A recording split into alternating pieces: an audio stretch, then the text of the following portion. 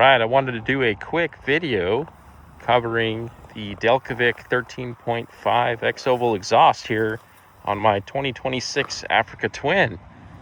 I just put it on yesterday evening and I'm out doing some testing.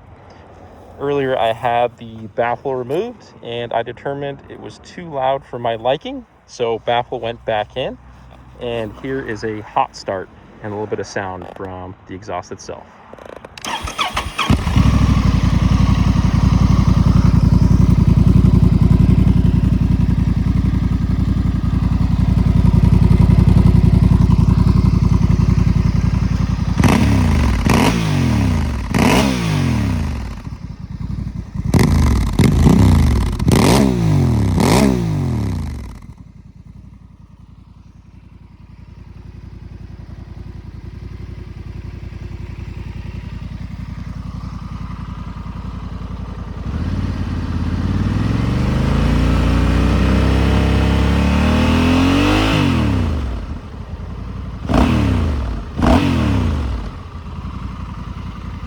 There you have it.